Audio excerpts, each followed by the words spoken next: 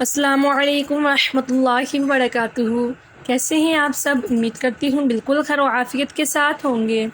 آج کی اس ویڈیو میں آپ سب کے لیے حضرت عیسیٰ علیہ السلام کا بہت ہی پیارا واقعہ، 3 روٹیوں کا اور ایک لالچی شخص کا واقعہ آپ کے ساتھ لے کر آئی ہوں، تو آپ لوگوں نے اس ویڈیو کا اینڈ تک لازمی سے دیکھنا ہے۔ انشاءاللہ عز و جل آپ کا ایمان تازہ ہوگا۔ یہ بہت ہی ایمان افروز واقعہ ہے، ٹھیک ہے؟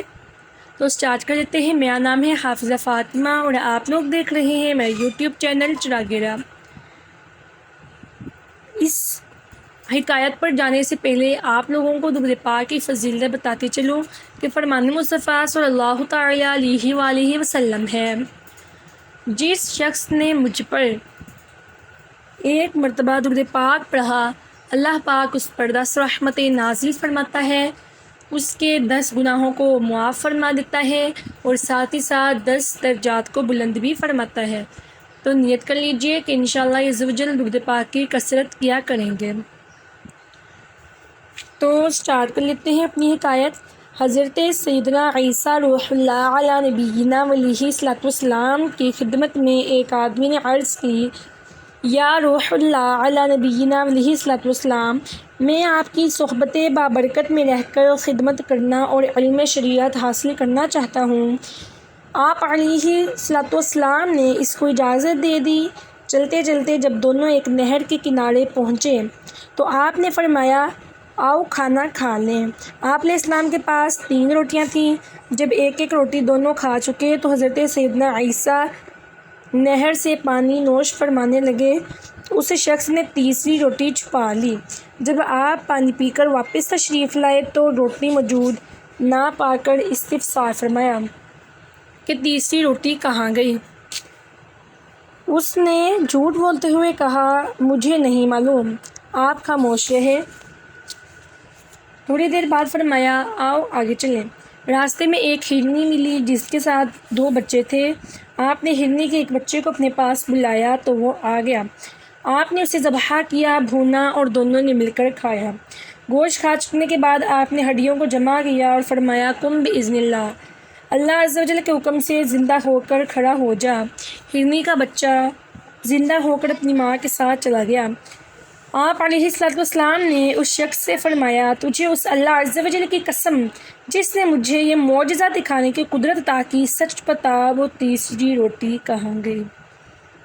وہ بولا، مجھے نہیں معلوم۔ فرمایا، آؤ آگے چلیں۔ چلتے چلتے ایک دریا پر پہنچے اور بیٹھ گئے۔ آپ علیہ السلام نے اس شخص کا ہاتھ پکڑا اور پانی کے اوپر چلتے ہوئے دریا کے دوسرے کنارے پہنچ گئے۔ آپ علیہ السلام نے اس شخص سے فرمایا، تجھے اس خدا عز و جل کی قسم جس نے مجھے یہ معجزہ دکھانے کی قدرت عطا کی، سچ سچ بتا کہ وہ تیسری روٹی کہاں گئی؟ وہ بولا، مجھے نہیں معلوم۔ آپ نے فرمایا، آؤ آگے چلیں۔ چلتے چلتے ایک ریگستان میں پہنچ گئے۔ آپ نے ریت کی ایک ڈھیری بنائی اور فرمایا، اے ریت کی ڈھیری، اللہ عز و جل کے حکم سے سونا بن جا۔ تو وہ فوراً سونا بن گئی۔ آپ نے اس کے 3 حصے کیے، پھر فرمایا، یہ ایک حصہ میرا ہے، یہ ایک حصہ تمہارا ہے اور ایک حصہ اس کا جس نے وہ تیسری روٹی لی۔ یہ سنتے ہی وہ شخص جھٹ پٹ سے بول اٹھا کہ وہ تیسری روٹی میں نے ہی لی تھی۔ آپ علیہ نبینا علیہ السلام نے فرمایا، یہ سارا سونا تم ہی لے لو۔ پھر اس کو چھوڑ کر آگے تشریف لے گئے۔ یہ شخص سونا چادر میں لپیٹ کر اکیلا ہی روانہ ہو گیا۔ راستے میں سے 2 شخص ملے۔ انہوں نے جب دیکھا کہ اس کے پاس اتنا زیادہ سونا ہے تو اس کو قتل کر دینے کے لیے تیار ہو گئے تاکہ سونا لے لیں۔ وہ شخص جان بچانے کی خاطر بولا، تم مجھے قتل کیوں کرتے ہو؟ ہم اس سونے کے 3 حصے کر لیتے ہیں اور ایک ایک حصہ بانٹ لیتے ہیں۔ وہ دونوں شخص اس پر راضی ہو گئے۔ وہ شخص بولا، بہتر یہ ہے کہ ہم سے ایک آدمی تھوڑا سا سونا قریب کے شہر میں جائے اور کھانا خرید کر لائے۔ سونا لے کر قریب کے شہر میں جائے اور کھانا خرید کر لائے تاکہ کھا پی کر سونا تقسیم کریں۔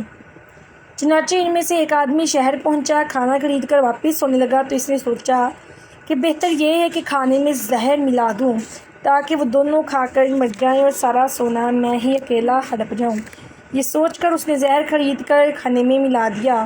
ادھر ان دونوں نے یہ سازش کی کہ جیسے ہی وہ کھانا لے کر آئے گا ہم دونوں مل کر اس کو مار ڈالیں گے اور پھر سارا سونا آدھا آدھا بانٹ لیں گے۔ چنانچہ جب وہ شخص آیا کھانا لے کر تو دونوں آدمی اس پر پل پڑے اور اس کو قتل کر دیا۔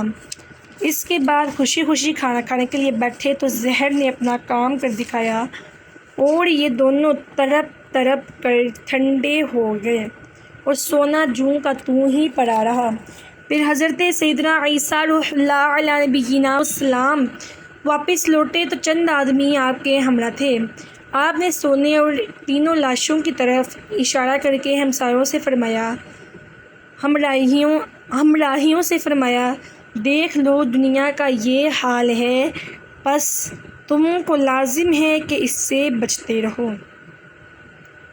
پیارے پیارے ویورز، دیکھا آپ نے دولت کی محبت کیسے کیسے گل کھلاتی، گناہوں پر اکساتی، در بدر پھراتی، لوٹ مار کرواتی، حتیٰ کہ لاشیں بھی گرواتی ہے، مگر کسی کے ہاتھ نہیں آتی اور اگر آتی ہے تو بے حد ستاتی اور خوب رلاتی ہے۔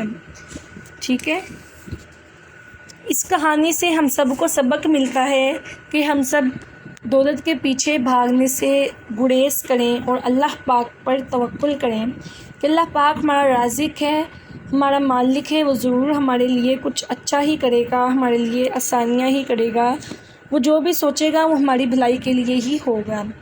تو امید کرتی ہوں آپ لوگوں کو میری آج کی ویڈیو پسند آئی ہوگی۔ اگر آپ لوگوں کو اچھی لگے تو آپ لوگ لائک کر سکتے ہیں، آپ لوگ شیئر بھی کر سکتے ہیں، اور ہاں اگر آپ لوگ میرے چینل پر نیو ہیں تو آپ لوگ پلیز چینل کو سبسکرائب کر لیجئے تاکہ میری تمام ویڈیوز کے نوٹیفیکیشن سب سے پہلے آپ کو ملیں۔